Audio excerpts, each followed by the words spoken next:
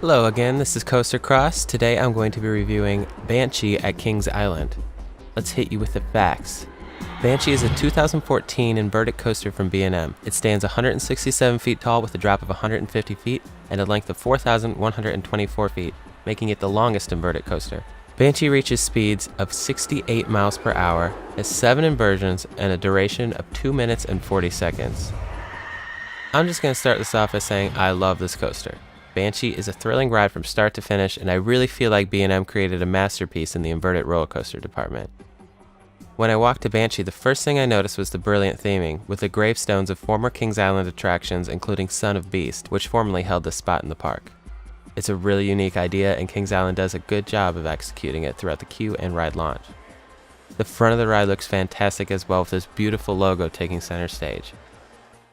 Getting on the ride, you'll notice the vest style restraints which B&M has been using on their wing coasters. For me, the restraints were comfortable and secure and worked well. Although every time I rode, I noticed a pretty funky smell. I have heard from other people that the restraints feel too constricted or just plain uncomfortable. Personally, that was not the case, but everyone is built differently, so I take that into consideration. Now let's get to the ride itself. I've always been fond of B&M Invert's lift hills. It really built up the anticipation, dangling 160 or so feet from the ground and all. Banshee has a really memorable lift, though I have to admit the Banshee's shriek at the top could have been done a little bit better. However, once you take that dive, you forget all about that.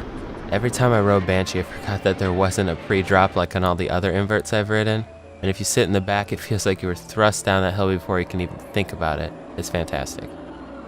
From there, you begin the brilliant sequence of inversions Banshee has to offer, starting with a dive loop followed by the vertical loop over the lift hill. This is such a unique start for an inverted coaster, and I really appreciated the layout. I love the feeling of going into that dive loop immediately after the drop, and the first vertical loop is large and thrilling. Banshee follows that with a beautiful zero-G roll, which then dives down toward the ride's signature element, the pretzel knot. I found the pretzel knot to be pretty forceful actually. The momentum Banshee has been building releases itself in the most clever ways. This is the part of the ride where I knew I was in love, like holy crap. After that, we have another incredible vertical loop, followed by my favorite part of the ride, this amazing, slow, inline twist.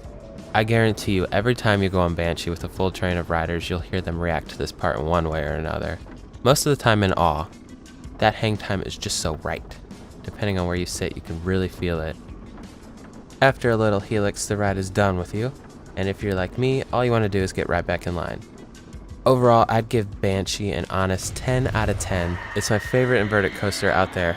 The forceful elements and impeccable pacing are the highlight here for me. The ride experience is very unique. I've liked every B&M invert, but I have to admit that most of them tend to hit similar notes for me in terms of layout. Banshee, however, is its own beast, and it lives up to the hype. Aesthetically, the ride is beautiful. The color scheme is really sleek and definitely fits the whole Banshee thing. The ride does have a few minor flaws. For instance, the theming is not carried out throughout the ride. In fact, once you get on, there's really nothing themed about it, minus the Banshee shriek. I let this slide though because the ride is so unforgettable in its own right that you don't really care. Alright guys, thanks for watching, and you should totally hit that subscribe button. Do it.